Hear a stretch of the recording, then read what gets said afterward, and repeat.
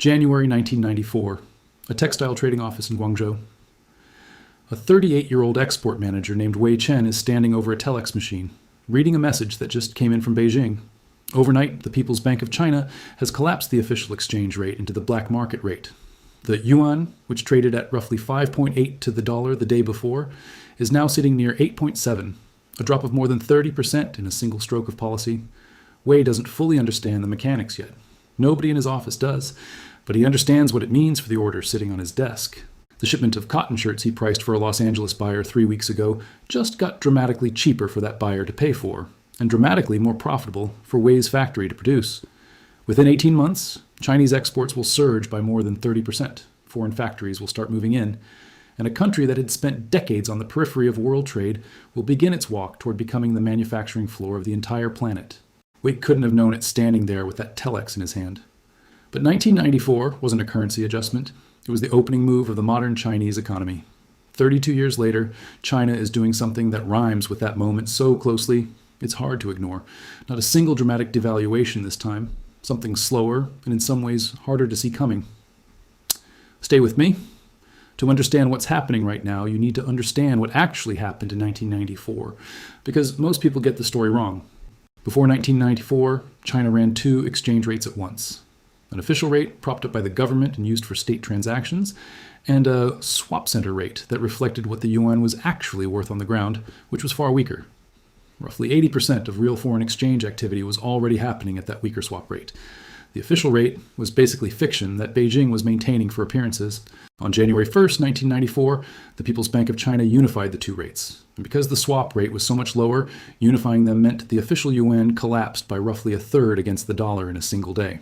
Some economists frame it as a 33% devaluation. Others, counting from the full run of adjustments through the early 90s, put the total closer to 50%. Here's the part that matters more than the number. China didn't do this because its economy was collapsing. The way a country in crisis is forced into devaluation. China did it deliberately, from a position of relative strength, specifically to make its exports irresistibly cheap on the world market. It was policy, not panic, and it worked exactly as it designed. Within 2 years, China's trade surplus exploded, foreign direct investment poured in, and the low-cost manufacturing engine that would define the next 3 decades of global trade was switched on. That's the mechanism. Devalue the currency, make your labor and your factories cheap in dollar terms, and let the rest of the world's demand do the rest of the work. Now watch what's happening in 2026, because the mechanism is back, just wearing a different outfit. China has posted producer price deflation for roughly 10 straight quarters, the longest such stretch since the country's transition to a market economy in the late 1970s. Consumer prices barely moved at all through 2025, averaging close to zero for the year. Youth unemployment sits close to 17%, even as the government reports solid headline GDP growth. That gap between the headline number and what's actually happening on the ground is where this story lives. Here's the mechanism connecting deflation to devaluation. And it's worth sitting with because it's not obvious at first. When domestic demand inside China is too weak to absorb what its factories are producing, and property and local government debt keep a lid on consumer spending, that excess supply has to go somewhere. It goes abroad. Chinese manufacturers cut prices to move inventory into foreign markets, whether or not the yuan itself moves at all. Electric vehicles priced 30 to 40% below competing European models. Steel, solar panels, batteries, consumer electronics, all flowing out at prices domestic producers elsewhere simply cannot match. This is what economists call exporting deflation. And here's the uncomfortable truth about it. You don't need a dramatic one-day currency collapse like 1994 to get a similar competitive effect. If your domestic prices are falling year after year while everyone else's are rising, your goods get cheaper relative to the rest of the world, even if the exchange rate barely moves. It's a devaluation achieved through price, not through the currency ticker. Think about what that means for a factory owner in Malaysia or a machine tool manufacturer in Germany. They're not losing a pricing war because someone in Beijing signed a decree overnight, the way Wei Chen's buyers experienced it in 1994. They're losing it one quarter at a time, as Chinese competitors quietly shave a few more percentage points off their prices to move product that domestic buyers in China aren't buying. There's no single event to point to. There's just a slow, grinding erosion of margin that shows up in quarterly earnings calls long before anyone calls it a currency story. Now here's the critical part. The yuan itself has actually strengthened somewhat against the dollar through 2026. Up a few percent since January, mostly reflecting general dollar weakness rather than a deliberate Chinese policy choice. On the surface, that looks like the opposite of 1994. No dramatic overnight devaluation, no telex machine moment, but look past the exchange rate and at what the exchange rate is supposed to measure: competitiveness. China's real, effective competitiveness against the rest of the world has been sliding for years through the deflation channel alone, currency ticker or not. That's the trap in this comparison, and it's exactly what almost nobody sitting in front of a currency chart catches.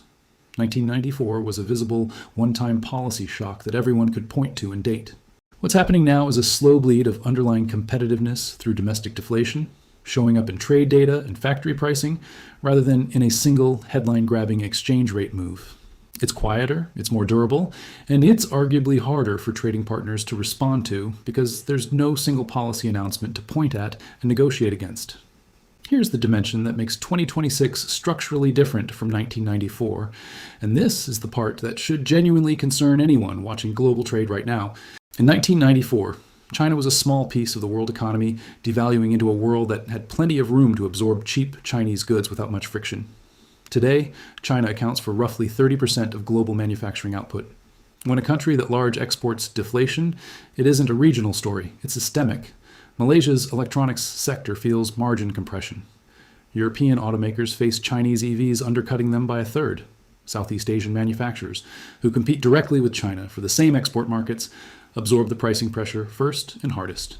And Western economies already fighting to keep inflation under control now face a persistent deflationary undertow coming from the world's largest manufacturing base. This is the $3 trillion piece of the story. China's trade surplus with the rest of the world, running near $1 trillion a year and compounding across the current stretch of export-led deflation, isn't just a Chinese balance sheet number.